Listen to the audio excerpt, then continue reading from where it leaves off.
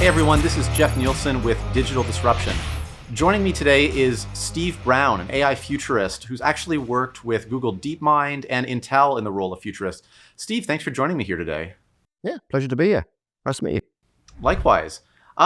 So you literally wrote the book on emerging technologies a handful of years ago. The Innovation Ultimatum, it was called.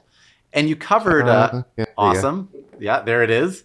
And you covered 6 emerging technologies at the time. I think it was 2019, which, in hindsight is kind of a fun time to be, making prognostications on technological change. And I'm curious, just kind of revisiting that now, do you have, kind of an updated viewpoint on those technologies? Which ones, took off, exceeded your expectations, maybe have been slower to adopt? Where are they now?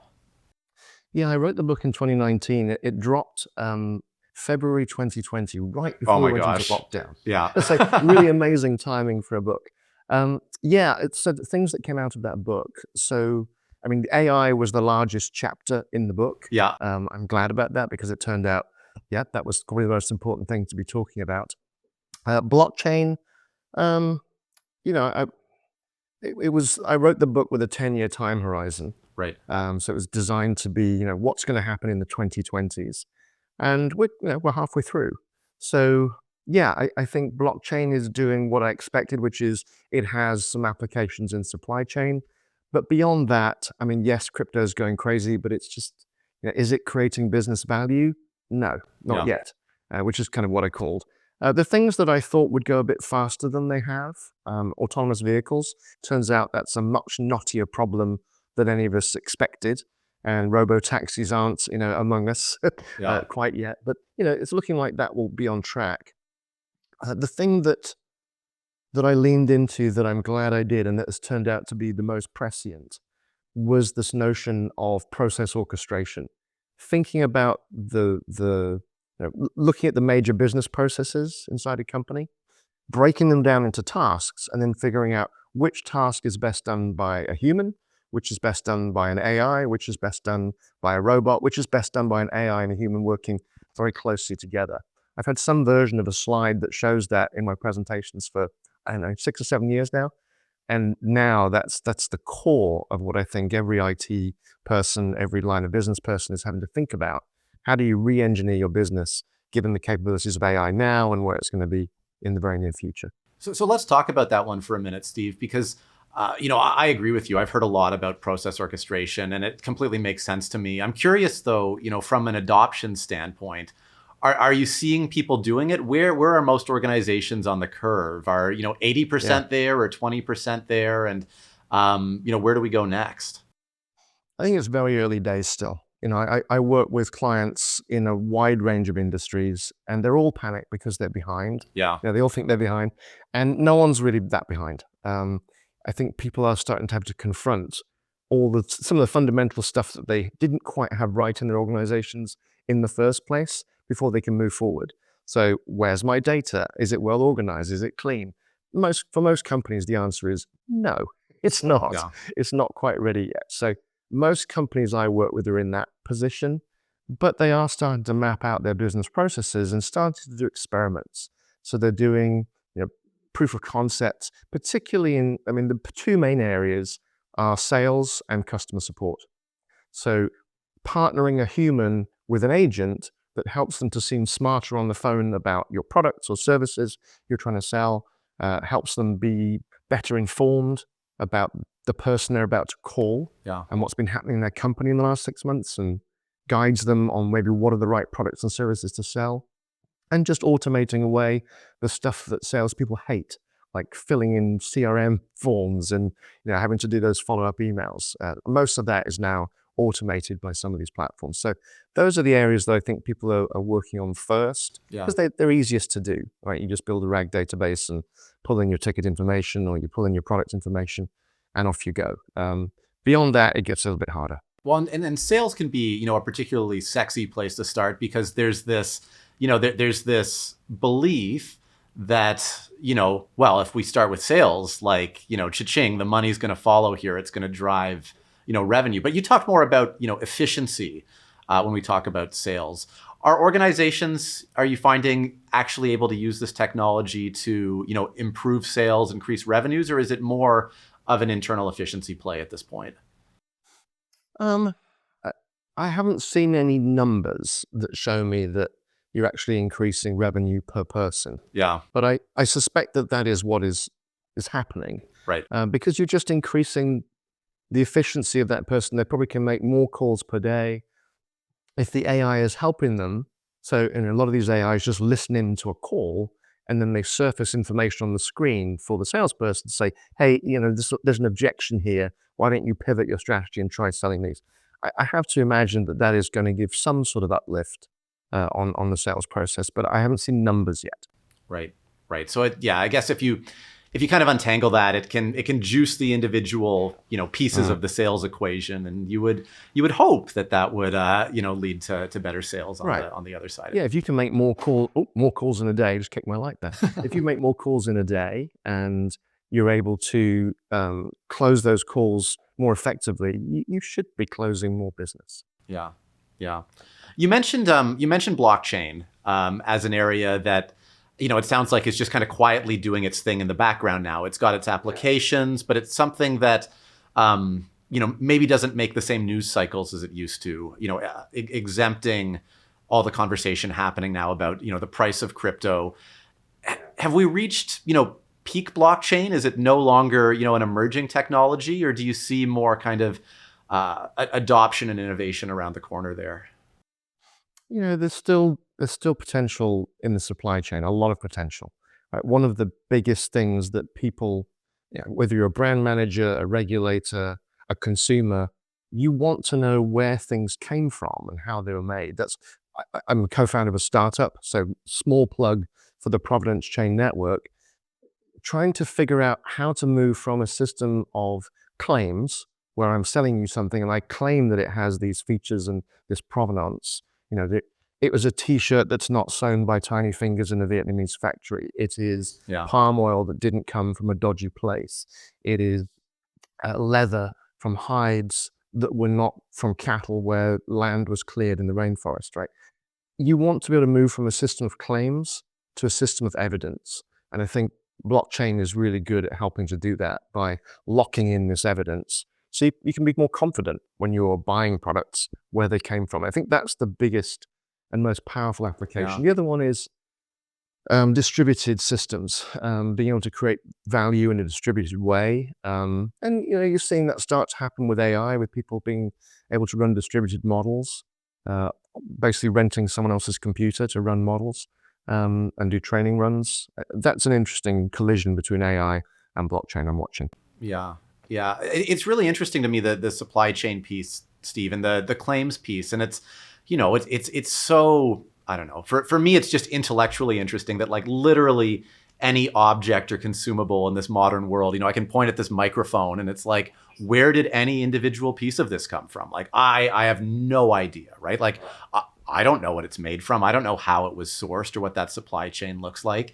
And the idea that you can have this, this record with evidence of where it came from is, kind of transformative. But I don't know, is this really on top of minds for a lot of organizations or a lot of consumers? Like, how do you cross that hurdle, and what does adoption look like to start putting something like this in practice? It depends on the organization.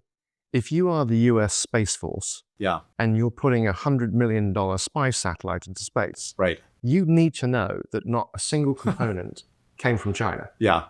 And you have a room full of people running that information down. You use a product like the Provenance Chain Network, and suddenly, you can do that automatically. So if you're a brand manager and you've had maybe a few incidents that have not reflected well on your brand and they're in the press, you're going to be more interested.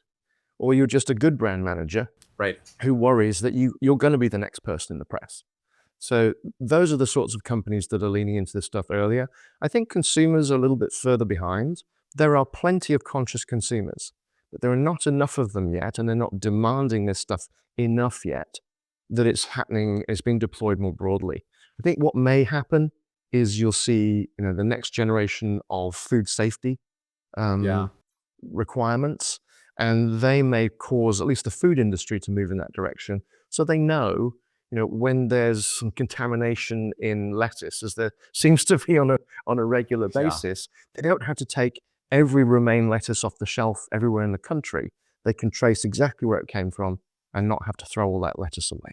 Right. So I mean, whether it's lettuce or spy satellites, and I don't Right. think I've ever put those two in the Goes same in sentence between, yeah. before. It sounds like regulatory bodies may be kind of a key ingredient in this. Do you buy that, or is this still gonna kind of proliferate without it being a compliance requirement? The compliance is part of the thing, but I think if you care about your brand, you're going to want to have eyes on your supply chain. I mean, a lot of brands have supply chains that are quite deep. They can go Yeah. back 3, 4, 5, 6 steps. And you can tell your immediate suppliers to behave. Yeah. But economic pressures mean that people are always looking to save a buck here and there. And so 2 or 3 steps down the supply chain, you need some incentive mechanism built into your supply chain so that you can incentivize or penalize people if they don't comply with what you're requiring. Right. Right. So I mean, it sounds like overall you're still pretty bullish on this whole use case for I am, blockchain. yeah, very much so. Yeah. Oh, it's interesting. I want to, I was thinking about just your list of technologies, and one of the ones we haven't really talked about yet is, VR and AR, and just kind of this notion more broadly about spatial computing. And, as recently as like a year ago, it seemed like this was kind of on the tip of everybody's tongues. And I don't know if it was, Mark Zuckerberg, not having anything new to show, or, Apple having their rollout, but it feels like it's fallen off a little bit. Is this just that point in the cycle? Is it going to come roaring back? What's next in this space? Yeah, I think with VR particularly, the use cases are relatively limited, Yeah. because when you put on a VR helmet, you're cutting yourself off from the physical world. So in an enterprise situation, you need your workers to be able to see what they're doing. So that's why augmented reality, mixed reality was always going to be more interesting than virtual reality. Virtual reality is Yeah. fine for simulations and training, for games, it has those sorts of applications. But it's not until you have high quality, low cost, lightweight, long battery life, mixed reality, particularly mixed reality that is paired with an AI assistant that's just spatially aware, then it gets to be the kind of use cases that everybody will want. But the technology is just taking a little longer to develop. So you still see it as, if we talk about the 2020s, the next 5 years, you're still predicting, pretty interesting advances in that space once AI can kind of unlock that. Is that fair? Yeah, I mean, you look at what Microsoft is doing with the Dynamic 365 platform and comparing that with HoloLens 2, Yeah. putting on a pair of magic glasses that then shows you how to fix something or how to build something in the moment, just cuts down training times, makes it easier for somebody to get up and do something. And ultimately, I'd love something like that to help me build IKEA furniture or fix my washing machine, right? YouTube videos only go so far. Yeah. To be able to just put on a pair of glasses and have an AI converse with me and talk me through what I need to do is a very powerful use case. Yeah, and I'm there's so many just in this constellation of kind of technologies, and I use the word constellation deliberately because they all, as you said, they interact with each other, right? Yeah. This is maybe an unfair question in its specificity, but obviously a couple of years ago we had that watershed moment with ChatGPT. Do you have any predictions, Steve, for like where are we going to see the next one, and is there another emerging technology watershed moment coming within the next 2 or 3 years? Yeah, don't worry. I get asked that question all the time. What's the next ChatGPT moment? Yeah. I think there's a few that we can imagine.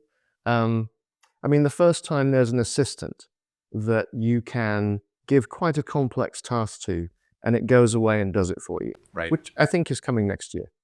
That's a pretty big one. The first time you see a robot walking down the street, I think it's going to be a big moment. Yeah. And then, within a year, like, whatever. It's just getting groceries for Lynn down the street, So I think it's going to be, there are going to be moments like that which surprise us all. And then they're just going to become normal. Yeah. So robotics, I mean, the robots walking down the street, and I think I saw like actually in LA or something there, it seems like that is starting already. And I'm curious because robotics is not, in Innovation Ultimatum, robotics was not one of the big technologies. And so I'm curious, halfway through, the 2020s or the 10-year time horizon, are there any technologies that you're starting to look at now that didn't make the cut 5 years ago?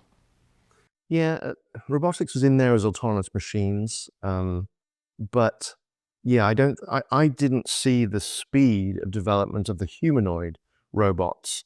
I've been very impressed with companies like Figure, Sanctuary up in Vancouver, BC, Agility Robotics down in Oregon doing good work, and Boston Dynamics are pretty good. So I think we're going to see big leaps forward there, and it's the combination of these robots and advances in motors and batteries, Yeah. but combining that with developments in large language models and vision systems that's really provided these breakthroughs. What do I see coming next? I deliberately didn't write about quantum as one of the 6 technologies because I was writing about broad application in the 2020s. I think Yeah. quantum is still a 2030s technology, but that's the one I'm starting to watch closely. Is there an intersection between quantum and the future of AI? We cannot scale up AI in the way that we're scaling it now indefinitely. You're going to hit a wall. I mean, we're starting to get there in terms of the amount of power it consumes, the water these things take. It's not environmentally sustainable. So we're going to need something different. And there could be some analog AI stuff, quantum AI. Those are the ones I'm watching closely. So with that application of quantum, I talk to people about quantum, I hear about it, but most of the conversations are still fairly academic in that space, it seems, around quantum. Are you starting to see any more kind of applied use cases of quantum, even kind of conceptually, that are emerging? I mean, again, this is why I didn't write about it in my book, because it's out there still, right? Right. So it's interesting in sort of molecular chemistry research, looking at the interactions of complex organic molecules, doing bleeding edge scientific research. It's a great tool in some specific areas. Yeah. But are you going to have quantum in your next smartphone? No. So I think there's some interesting areas where you might be able to do AI in a different way. Right. And the brute force matrix multiplication transformer-based model approach that we're using for large language models today uses enormous amounts of compute. Are there other ways to do it? And there are some interesting companies out there who are looking at different approaches, and they're using quantum techniques at their foundation. Are they using quantum computers? No, but they're using quantum properties. So that you mentioned compute, and certainly I don't think it's controversial to say there's a bit of an AI kind of arms race going on right now, especially with kind of the big tech organizations, using as much compute as possible to get this next big thing. And we were talking earlier, Steve, about the fact that like everybody's behind in adoption right now, and so I'm curious, like, in your mind, how big is the next big thing? Or, do we still have our work cut out for us with the existing technology? That's a very good question. I mean, there's so much opportunity with adopting AI across the enterprise, but doing it right and doing it at the right speed, Yeah. and figuring out the right use cases to go after is the challenge. Right. And what's the foundation you have to put in place? Yes, there are existing technologies that will still be able to get some things out of. I'm not, there's still value in whatever the next rev of the SaaS software is you use. There's even new features. But I think the transformation stuff, transforming the workforce, elevating the performance of your workers, and notice I say performance and not productivity. It's productivity is a big one, but elevating the creativity of your workforce, the intuition of your workforce, the decision-making abilities of your workforce. Figuring out how to do that with AI, that is where the real opportunity lies. So maybe completely differentiate versus your competitors. So I think that's where at least the enterprises I'm working with, that's where they're focusing most of their energy. There's some sustaining work, and yes, we need to keep doing the stuff we used to do, but figuring out where to lean in Yeah. and where to focus. Where am I going to run my experiments? What are my pilots going to be? Where are the areas of most opportunity? And that's something I help a lot of clients with. Yeah. And on that, who do you see and what do you see as being the biggest indicators, I guess, of, an organization that's going to be a disruptor versus one that's going to be disrupted? There's three main areas that people are using AI in their businesses. First one is customer experience. Second is employee experience. Third is operational excellence, right? How do you elevate your offering, whether it's a product, a service, the user interface to an existing product? How do you elevate your offering to improve customer satisfaction, improve utility, and differentiate in the marketplace? That's a fairly obvious path. The one that I think people are not spending enough time focusing on is, how do I elevate my workforce? So that's the process orchestration stuff we talked about. And you're trying to boost performance. But there's another reason to do that too. We are moving into a period of time when we're going to have not enough people in the labor force. And that is a demographic certainty. The only way you fill that gap is with automation or immigration. Yeah. And immigration's probably not on the table for at least the next 4 years. Yeah. Or not in the ways it was perhaps in the past. So automation is going to be a significant part of making sure that we can fill the jobs that people have. So when you are competing for that scarce labor, think about, when you're thinking about what's your next job going to be, do you want to work for a company that has invested in AI tools, services, assistance, so that when you go into work every day, the things that you don't enjoy doing are all offloaded to an AI? And the things that you do enjoy doing, that you get satisfaction from, you have support to elevate your performance. So you're going to go work for that company, or you're going to go work for the company that's not invested in creating that amazing AI-supported employee experience? So just for access to the best talent, I think companies need to think about that very carefully. Right. And I just reflecting on that, there's what's in the hands of the organization versus what's in the hands of the employee as well, who's trying to use AI. So for you, Steve, is like a total lockdown of AI in your mind, like off the table for organizations? And, in some cases, I guess, where there's, regulatory reasons to do that, is that creating just an environment where these organizations are making themselves, kind of, prey to be leapfrogged by, someone who's going to take that chance? Absolutely. And there are good reasons why people don't want an employee just randomly using ChatGPT. Because when you do that, everything you type in is going into the training data set for the next round of models. Yeah. And it's not good if you cut and paste confidential information and send it to the AI to train on it. So yeah, there are good reasons to do that lockdown. And that was a fair initial response. But that was a fair response 2 years ago.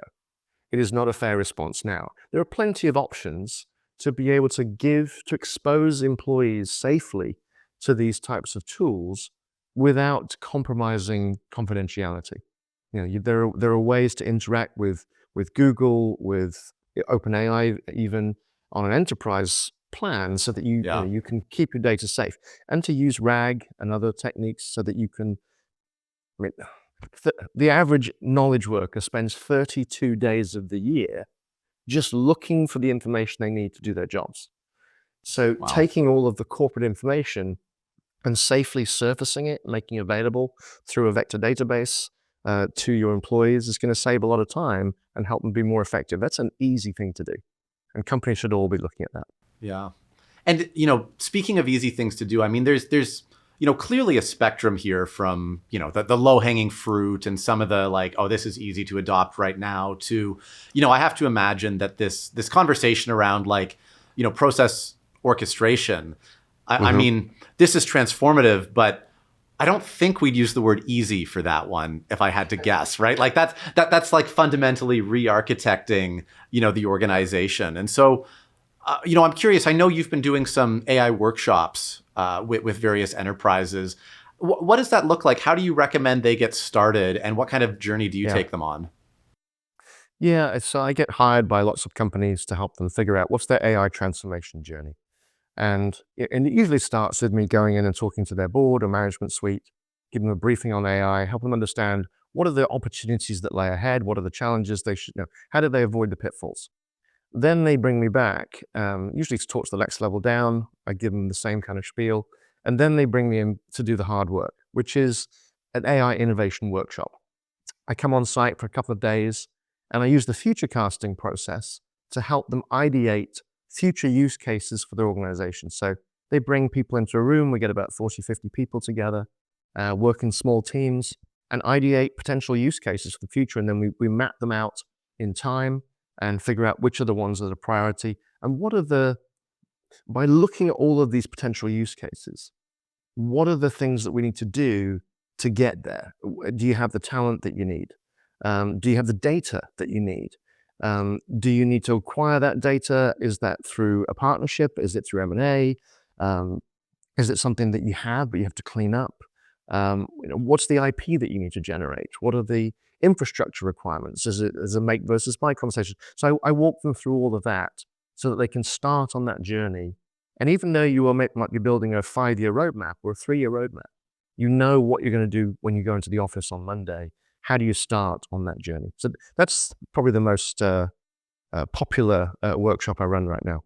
Right. And you mentioned their make versus buy, and I have a suspicion I know what you're going to say, but what percentage of the time are you recommending make versus buy, and what are the cases you see, if any, for make? It depends what kind of problems you're trying to solve. If you are wanting to use a generative AI to accelerate your sales team, yeah, I'm probably going to recommend that you buy that in, because building your own large language model from scratch, not something I recommend for people. Yeah. Right? That costs a lot of money, and you're not going to be competitive with what you can rent in, essentially. If you are building a model in an oil company to help you figure out optimal gas uplift, so you're forcing gas into the ground to get oil to come out, that's something you're going to do yourself, because it's going to give you competitive advantage, and that's a model that you are going to be able to create in-house. So it really depends on what is it you're trying to solve, what's the problem you're trying to solve with AI, and what's available out there, and what is something that gives you a sustained advantage versus it's just something that you need as a base capability for the enterprise. So, on that note, do you have any war stories maybe you can share about, really good, AI use cases or ways you've seen organizations take advantage of this technology that's, kind of caught your attention as like, wow, I never thought of that? It's amazing where it shows up. Like one of my clients is a uranium mining company up in Canada. When you're mining uranium, you have a spinning head, and the rate of the spin and the pressure of the water coming out, you vary it over time to get the uranium ore to come out. I'm not an expert on uranium mining, as you can tell, but the speed of spin and the pressure changes, you optimize that process with AI, and you increase the yield by, get ready, 1%. And you think, well, is that worth having? Yeah. Turns out, yeah, because that's worth tens of millions of dollars a year. Huh. Interesting. So it's looking for what are the areas where you can get biggest return, even if it's a 1% bump by using AI, it's worth doing in some cases. Yeah. Yeah. No, it's funny. And it's just the 1%, I guess, got my attention because it's just taken in isolation. It's like such a who cares number. But right, you apply it to any big enough big enough sample, and suddenly you start to have a real impact, I guess. If you're operating at scale, Yeah, and you can go after 10 or 15 1%, that's going to be transformative to your business results. Yeah. Yeah. Are you working with many organizations, Steve, on that kind of the process orchestration, or do you find that's reserved for the most advanced organizations right now? I'm not. So my role as a futurist is to go in, help them understand the possibilities, Got it. build that roadmap, and then I step out of the way. So I then hand off to other organizations that are going to help them actually get into execution. But they're partners. I mean, companies like Celonis, who's a client of mine actually, great to work with, by the way. They are a company that helps you do that mapping, that map out your business processes, which is the first step to then figuring out which of these tasks am I actually going to automate. Right. And just thinking about the organizations I assume you're working with are not super different from the organizations I'm working with, which is to say it's probably not the startups that, were founded in 2024. And it's probably not, for the most part, the Amazons of the world. It's, that kind of, middle of the economy, bread and butter organizations. And I'm curious, from your perspective, like how big is the risk right now for these organizations that they're either going to, get displaced by, founded in 2024 organizations, or that, their business model or something that they're doing is going to get absorbed by, the Magnificent Seven? That's a great question. I mean, most of my clients are, medium-sized enterprises or big enterprises. So Right. my clients recently have included Bank of America. I've worked with Disney, Nike, JP Morgan, lots of big Sure. companies. But you're right. The question writ large is, what's the risk of disruption from upstarts? Yeah. When you have a powerful technology, if someone else is able to harness it better than you because you have the innovator's dilemma, or what, you have an organizational torpor, you're just not able to move fast enough, what's the risk? I think the biggest risk is going to be in education. I talk to people in higher ed, and they're either la la la la la, and not listening. They're more. You've got teachers who are more worried about their kids cheating using ChatGPT than they are thinking about, well, how do I prepare my kids to thrive in a world of mass automation? How do I give them a differentiated advantage to survive in that world? And how do I use AI and embrace it to amplify my ability to teach them? That's where people need to think. And the risk is, to your point, okay, I'm Harvard University, I'm XYZ University. What happens when Microsoft Academy or Google University comes along and offers a really great accreditation? And the turning point is when businesses in corporate America say, you know what, a Good degree enough. or whatever the rating is from Microsoft Academy is worth more or equal to something from a bricks and mortar university. Yeah. Suddenly then they have a real problem. It's hard to charge $200,000 or $300,000 for education if I can get the same one from Microsoft for $2,000 or $3,000. I love that you went there, and I do a lot of work with higher ed, and it's it really feels like they're kind of at that pivotal moment right now. They're facing this enrollment cliff due to demographics, due to, as you said, immigration. The model itself is changing. Like, I don't know. It seems to me like we're in this weird kind of liminal space where everyone agrees that the old model isn't really suited to the present, but we haven't found anything yet that's clearly, the answer. So I don't know if you are like, and to me, Harvard is probably in a better spot than a lot of the next tier or two rungs down from Harvard, because amazing global brand. because they've got the brand. But is this? How do you avoid watching from the sidelines? I mean, do these organizations have an opportunity to disrupt themselves, to partner with the Microsoft Academies of the world? Where do we go from here, to make sure that we're not just kind of, in the dustbin of history?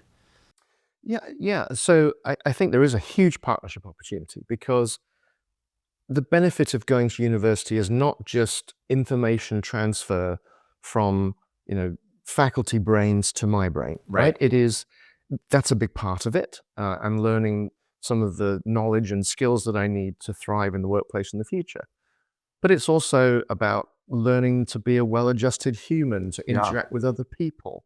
There's a huge networking component, right? I still am in touch with people I was at university with, and sometimes we help each other out, Yeah. right? Certainly, if you went to Harvard, it's amazing network there. That's a big part of why you go to Harvard.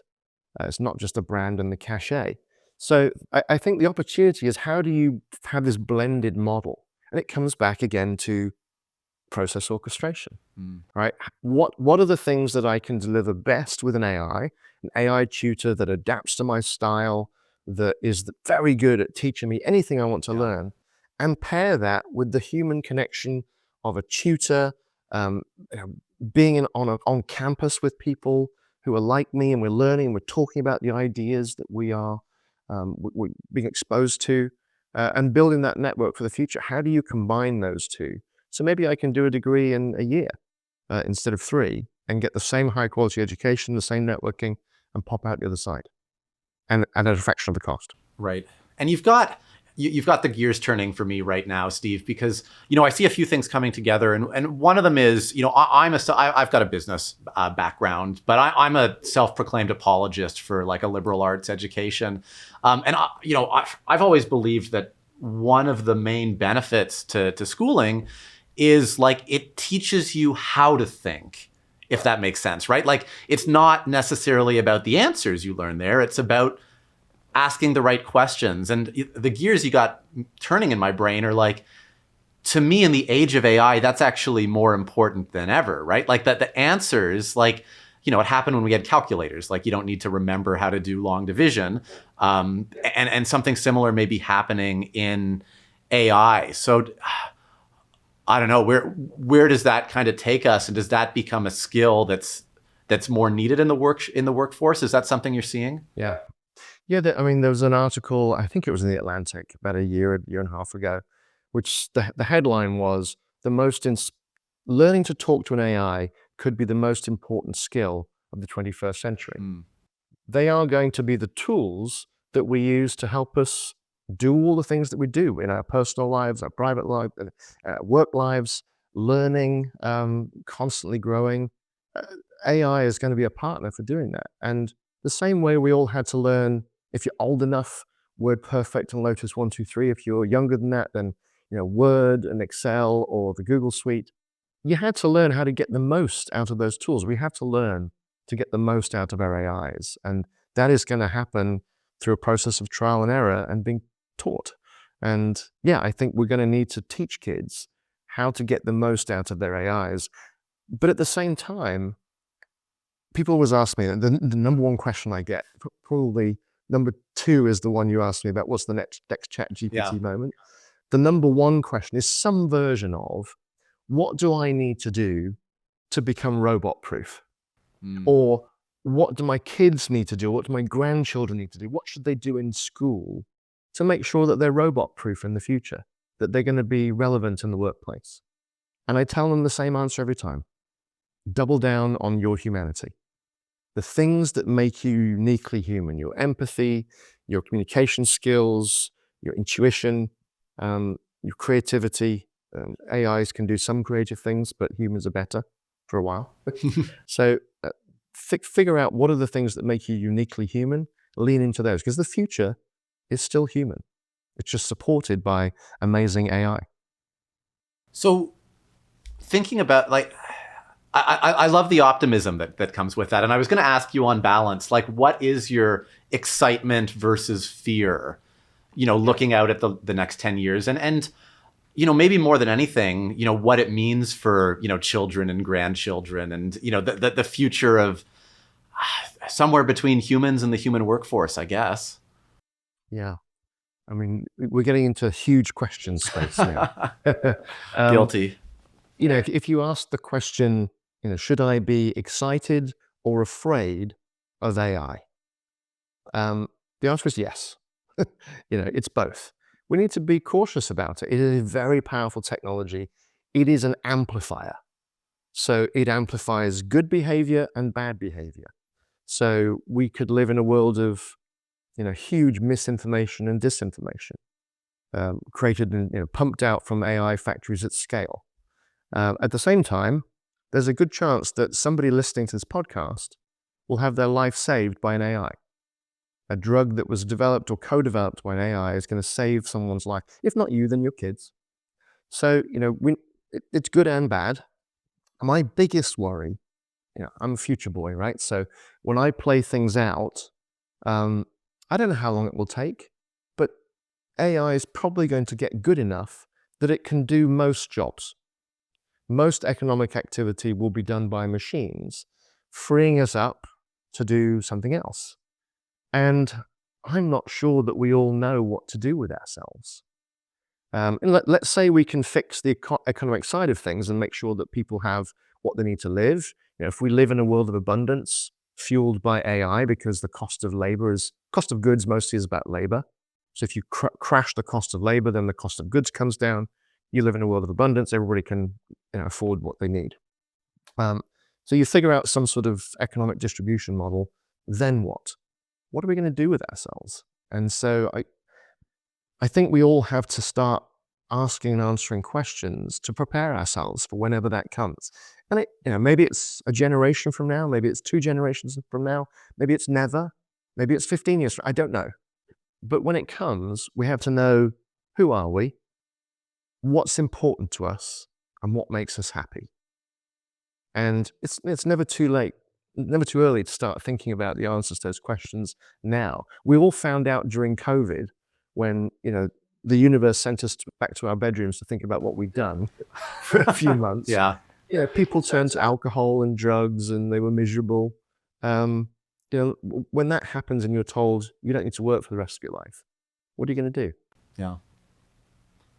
Well, and that's my biggest worry, is we won't make that transition elegantly. Well, and there's something implicit there too, Steve, which is to what degree we answer that question ourselves versus someone answers that for us, right? And in some ways, maybe that was the scariest part of the pandemic, is that there was no one there to answer that for us, right? Because we didn't know. And it feels to me like we're just at this kind of historical inflection point where there's just more unknown unknowns than ever, and the number of people who can tell us what's next seems to be dwindling. You and I, try our best, but it's just, I don't know. I feel like we're still in kind of watch and see mode as we kind of grapple with these bigger questions. So I don't know. Should we be waiting for somebody to tell us what's next, or should we be empowering people to come up with those answers by themselves? I think we all own this, right? Our society is constantly changing. We're about to see more change in our society in the next 20 years than perhaps the last 100, perhaps the last 200. That's a big deal, and we all need to help each other through it. And I think businesses will pop up that help people figure out what's your life 2.0, right?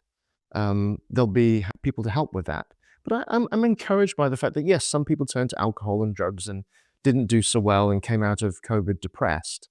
And I feel very bad for them. But there are also people who figured out a love of making bread and getting out in nature more, and discovered arts and crafts that they've carried on to this day.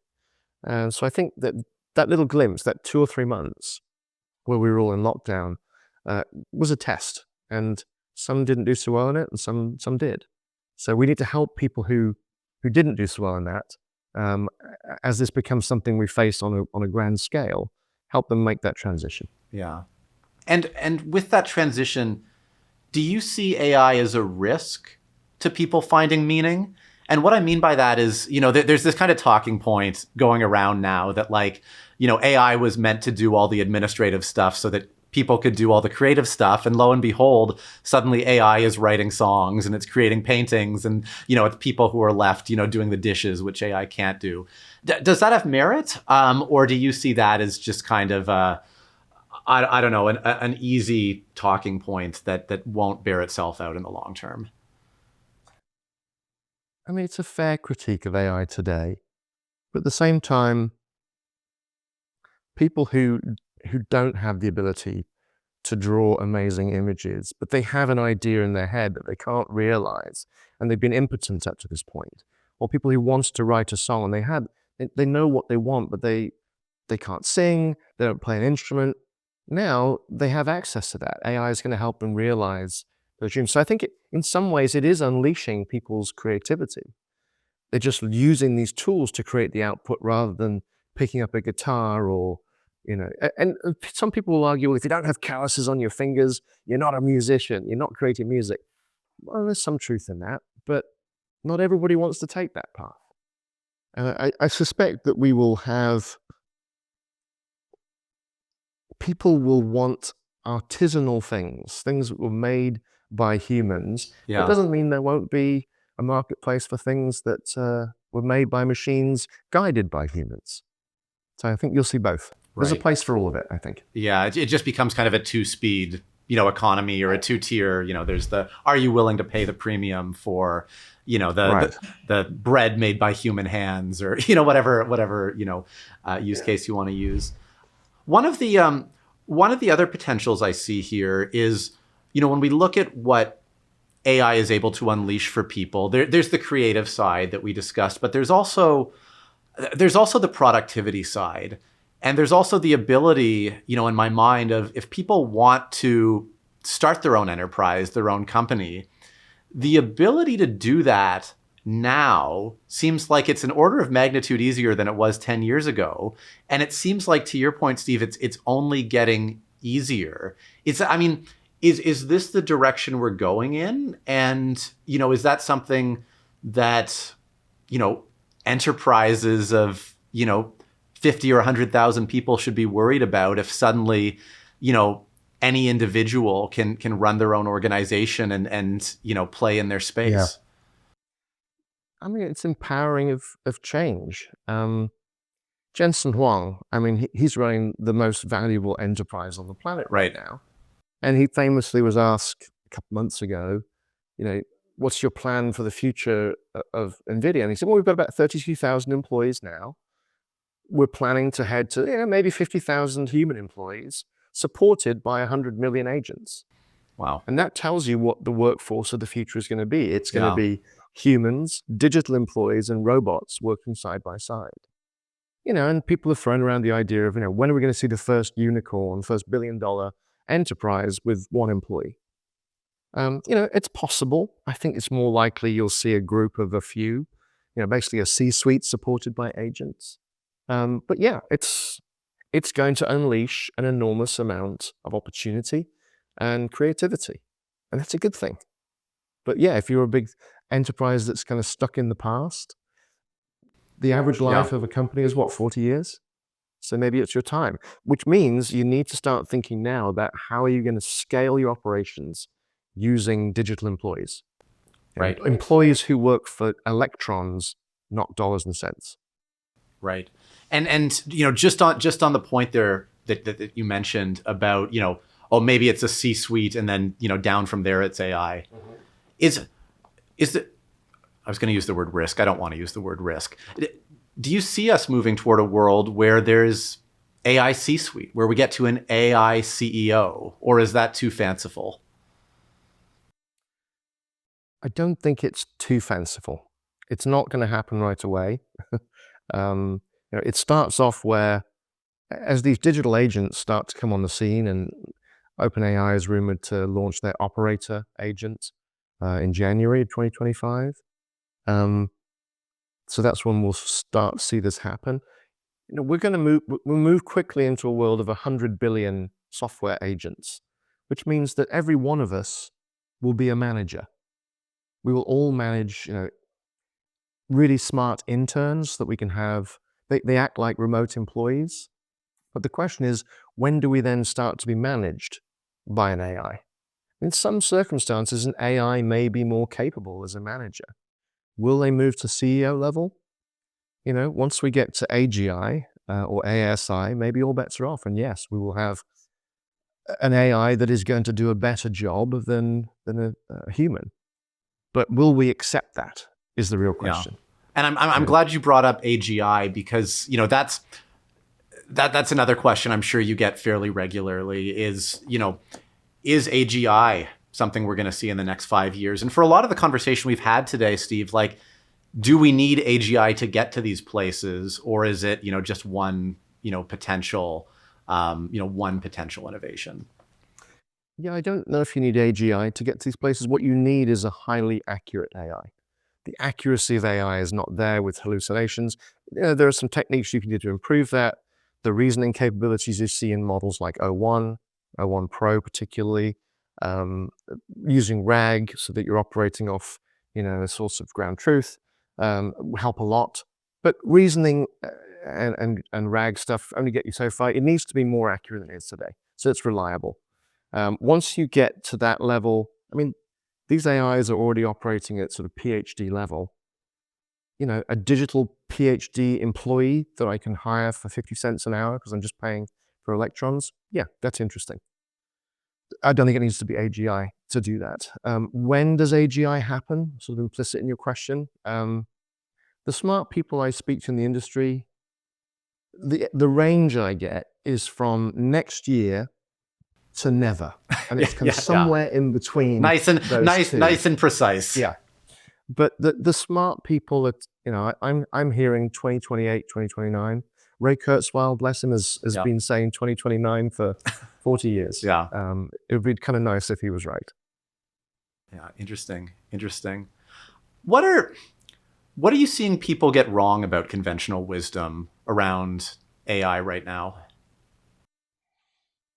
I think the adage that Bill Gates uses is right, which is people always they always overestimate the impact of a technology in the short term and underestimate it in the long term. I think that's the most likely with AI. There's a lot of furore about AI right now, and everyone's excited about it. And you had me on this podcast because everybody's excited about AI, and rightly so. But we're probably going to see some sort of a dip coming as people's expectations fall short of what's delivered. But in the long term, I think we're going to see a wholesale transformation of our society because of AI. But that's probably the best answer I've got. Are there specific things that... I think there's just so much hype and excitement over AI, and it's well placed, but it's just going to take a little longer than people think in the short term for it to have true impact in the enterprise. But then once it starts to find its way in, I think you're going to see dramatic change. Right. So, thinking about that dramatic change, Steve, you mentioned before we started recording that you're actually working on a new book right now, kind of revisiting, what the future looks like from an emerging tech landscape. Can you maybe give us a sneak peek about, what's in there, what you're excited about, and what we should be thinking about, over the next 5 or 10 years? Sure. So the first book I wrote was called The Innovation Ultimatum. And the premise of that was to arm business leaders with the right questions they needed to ask so that they understood the technology at a level where they could work with vendors and figure out how to use this basket of 6 technologies to innovate in their organizations. And the imperative to do that, hence the ultimatum. The second book is going to be creatively titled The AI Ultimatum. And it is really leaning in on that one technology and trying to do roughly the same thing. So help business leaders, equip them with the right questions to ask, some frameworks to help them think through how and when might I use AI and what kind of areas might it help me move my business forward. And then empower them to participate and build a roadmap for an AI transformation for themselves personally and also for their organization. So that's hopefully coming out next year. Amazing. Looking forward to reading it and diving into that. Steve, what technology or implication of a new technology is most keeping you up at night these days? Ooh. Other than AI potentially challenging our role in the world and giving us a lack of purpose. That one. Yeah. That's a long-term worry. And I think we will rise to it if we start planning for it now, but that's a long-term worry. What am I most keeps me up at night? I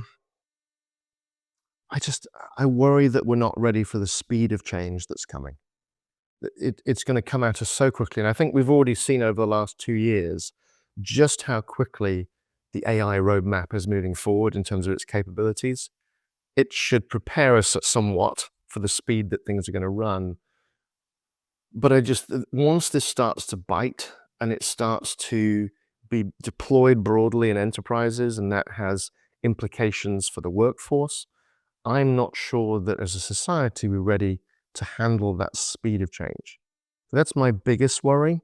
But if we can start talking about it now, then I think we have a good chance.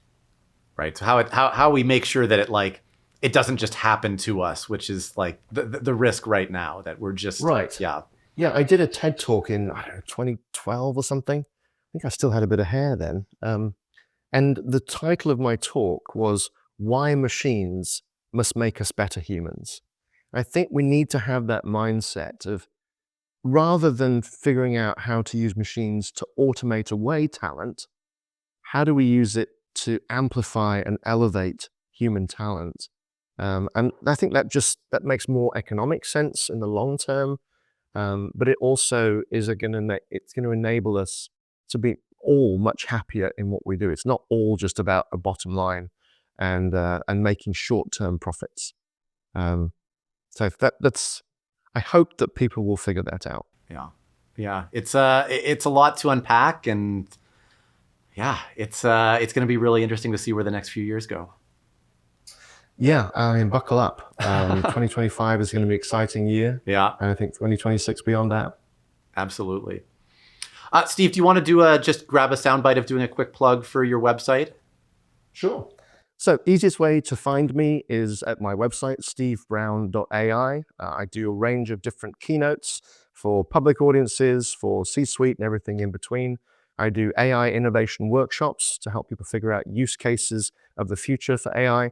And coming soon will be an online training course on all things AI, designed for business leaders and anybody who's interested to learn about AI, on how you can use it to actually build your AI transformation journey. So stay tuned, coming soon. Oh, that's great. Yeah. And anyone we can get ahead of the curve and not just slapped in the face by this thing is a win in my books.